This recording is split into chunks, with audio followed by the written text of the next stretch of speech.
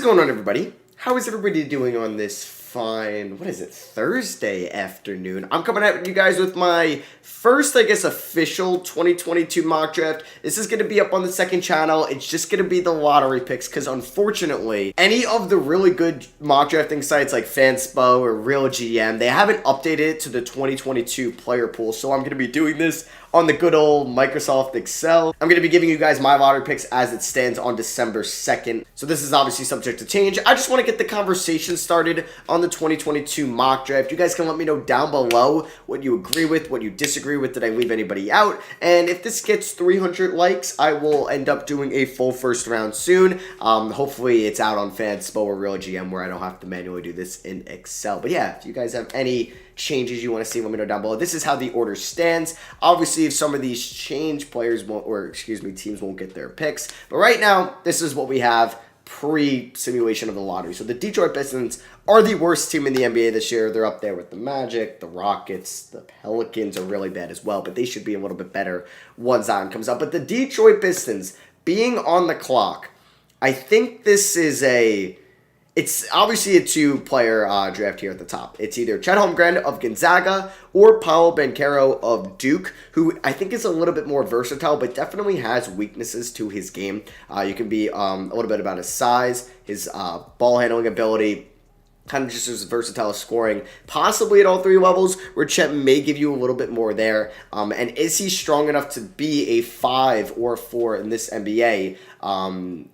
At this, NBA level to guard those. But he's got good size, good frame, 6'10", 250. I think Paolo Banchero would be the number 1 overall pick in the 2022 NBA draft. So yeah, he's going to be here for the Detroit Pistons. So let me just, auto with that. We can make this look a little bit better. I don't know. We don't have to have white here. We can have, I don't know, what do we want? We could do gray. Gray looks a little bit better. So yeah, we got Paolo Banchero there, and I, of course, spelled his name wrong, so let me do that. And then I think at number 2, it's a no-brainer. Even though they have Mo Bamba, who's playing well, and Wendell Carter Jr., for the Magic, you have to go best player available, and that is Chet Holmgren of Gonzaga, just because, what he's been doing this year, and I don't know, his size, his frame, he's definitely going to have to get stronger, right? He's 7 foot and still sub 200 pounds. That is just not going to be able to boast well with other defenders in this league. Now, I'm not saying he has to be a great defender because he's so versatile on the offensive side, and his frame is good enough where he's going to be a good shot blocker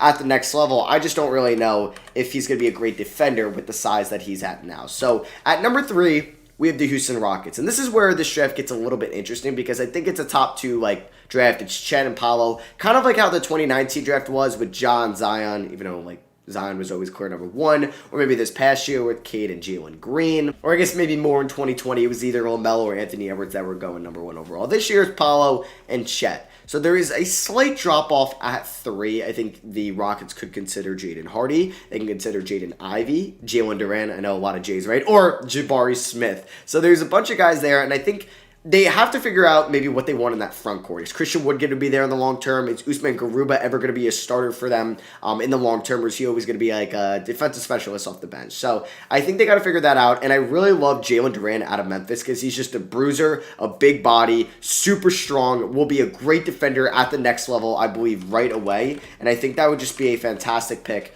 for the Houston Rockets. This is actually going to piss me off if I don't do this. So let me just I just want to center all these picks. But yeah, Jalen Duren, set him up there with Christian Wood, at least for the next couple years. If you don't end up moving Wood, could happen at the deadline. But I think Duren's a nice pick and roll partner with Jalen Green, sets you up having that rim protector 5, that rim roller, can get offensive rebounds, and just that bruiser there. So Pelicans here at 4. Now, they would be a team that I'd love to get Durant, but with Jonas Valanciunas playing well, they don't really need to go out and get a big man because you have Zion and Valanciunas. It looks like maybe that front court pairing for at least the next 2 or 3 years. So I think you could look at the wings, and that could be Jaden Hardy of the G League Ignite, who's a 3-level scorer. I think he's very comparable to Jalen Green, but not as athletic, but he's somebody similar to that. Maybe it's a little bit of a lazy take because they're both coming out of the G League. They're similar in size. But I think just the Pelicans need something like that. They need to have a great 1 or a great 2 to pair up with Ingram and Zion because they need to hit on this pick. And I think Jaden Hardy has better potential than Duran, but I think the Rockets, like Hardy wouldn't really fit with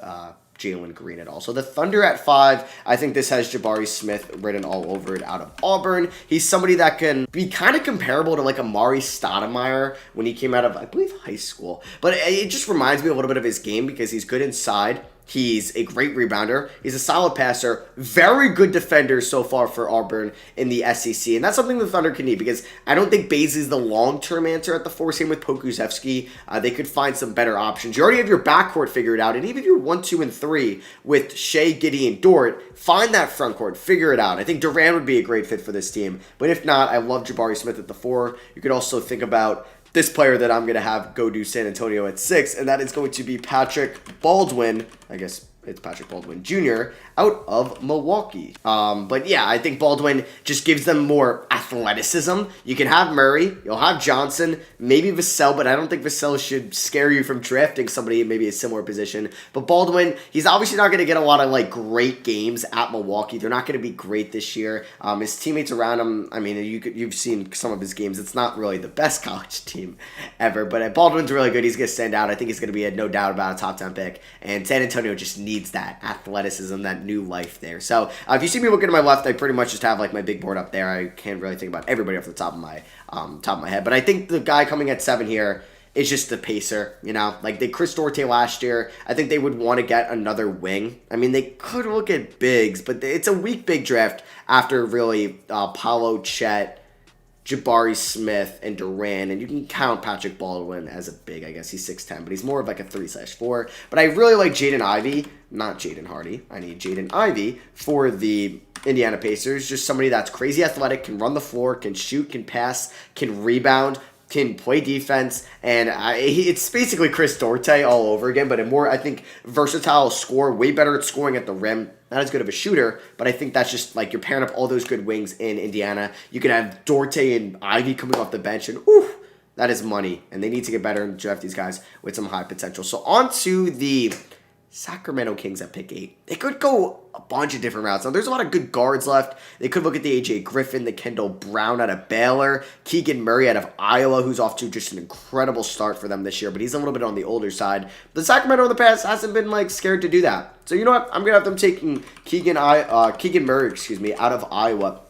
Somebody that's just a phenomenal scorer, phenomenal rebounder. He can play the 4. Obviously, Bagley just didn't work out there long term, and maybe Keegan Murray could be that for you next year. Toronto Raptors at 9, a team that could also maybe use a new center, but I don't really seeing them reach on Mark Williams here at 9. So I like the Kendall Brown pick out of Baylor for them, just giving them more wing depth because you have Scotty Barnes, Siakam maybe is that 4 and 5 duo in the crunch time, and then you still like obviously have Gary Trent, you got Fred VanVleet and Anunoby, but you could always use more wings. And that is the most like prized possession in this league is just drafting athletic wings that can shoot and play defense. And that's what Kendall Brown can be for them. So I absolutely love that pick.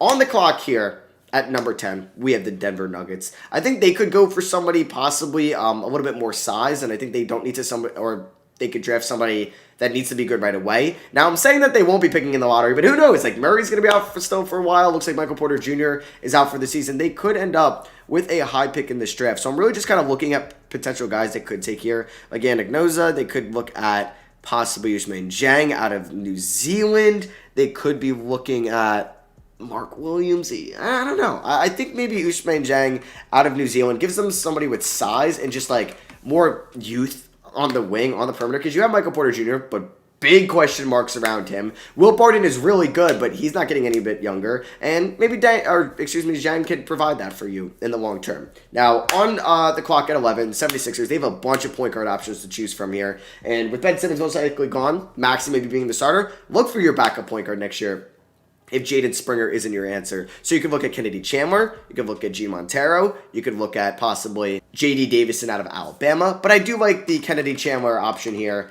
out of Tennessee. Now, it's going to be weird because is Kennedy Chandler going to be the number 1 point guard in this draft? Possibly. We have to see what Gene Montero can do in the overtime. Obviously, it's going to be very different skill sets going up against each other, but I think Kennedy Chandler will be the number 1 point guard selected. And then at 12 here, I like the Minnesota Timberwolves.